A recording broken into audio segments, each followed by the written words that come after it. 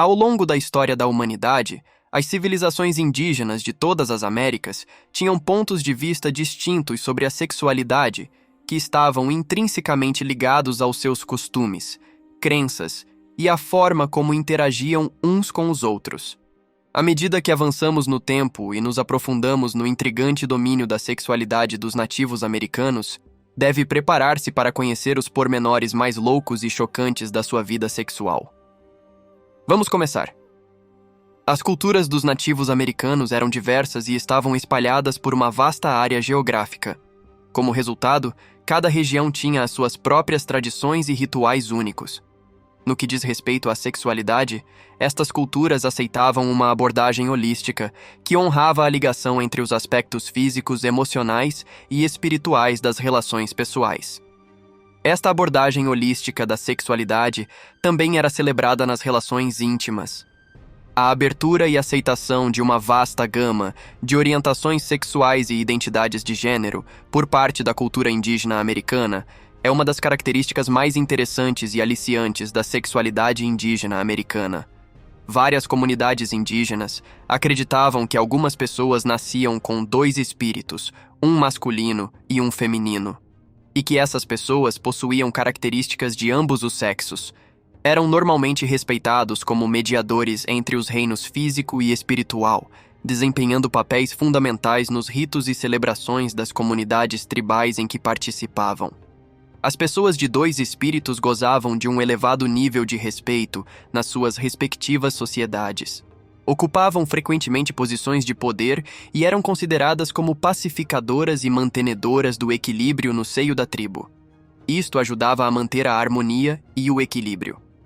Os seus pontos de vista singulares sobre a sexualidade e o gênero constituíam um desafio às convenções que acabaram por se desenvolver no mundo ocidental. A sociedade indígena americana foi fundamentalmente construída sobre a instituição de ritos de corte. Os jovens tinham a oportunidade de investigar a sua própria sexualidade durante estas cerimônias, que também serviam para os preparar para as responsabilidades inerentes à entrada na idade adulta. A forma como estes rituais eram realizados variava de tribo para tribo, mas, em geral, consistiam em dançar, contar histórias e até competir em provas atléticas para mostrar a destreza e agilidade de cada um. O namoro era valorizado como um processo sacramental na sua sociedade e, durante este período, os participantes tinham a oportunidade de aprender mais sobre si próprios, ao mesmo tempo que se tornavam mais próximos dos outros. Isto permitia que o namoro servisse o duplo objetivo de aproximar os indivíduos. Era essencial procurar um parceiro de vida que o completasse e o encorajasse em todas as facetas da sua existência, incluindo as esferas física e espiritual, e esta era uma parte significativa do processo. As comunidades nativas americanas mantinham geralmente o conceito de que a atividade sexual e as ligações pessoais íntimas eram componentes da vida que deviam ser apreciadas pela sua beleza e naturalidade inerentes. Esta crença prevaleceu durante a maior parte da história dos nativos americanos. As celebrações do prazer sexual eram comuns em muitas sociedades indígenas tradicionais de todo o mundo, como método de criação de ligações espirituais e de renascimento. Os rituais que se realizavam em honra da fertilidade eram muito interessantes de observar. Eram efetuados para assegurar a continuidade da existência das suas tribos, bem como para agradecer à natureza generosa da terra onde viviam. Acreditava-se que, através da utilização da energia sexual durante estes ritos, a ligação entre o mundo material e o reino espiritual podia ser reforçada.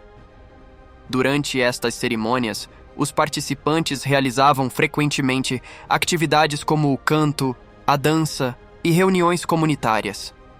Conseguimos transmitir a nossa compreensão da sexualidade através de muitas formas de expressão artística. Símbolos sagrados, tais como os símbolos de fertilidade encontrados na cerâmica e na arte rupestre, eram normalmente incluídos para transmitir a força e a vitalidade ligadas à energia sexual. Isto foi feito de várias formas diferentes. Tanto os artistas antigos como os contemporâneos utilizaram estes símbolos nas suas obras. No entanto, quando se trata de questões de sexualidade, É vital ter em mente que as culturas nativas americanas não existiram num vácuo livre de desafios e controvérsias. Isto é algo que deve ser mantido em mente em todos os momentos.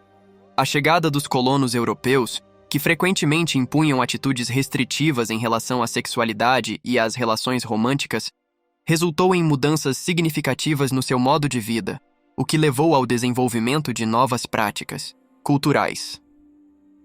As sociedades nativas americanas foram sujeitas a uma quantidade substancial de perturbações como resultado direto da colisão destas duas culturas. Sexo para mim.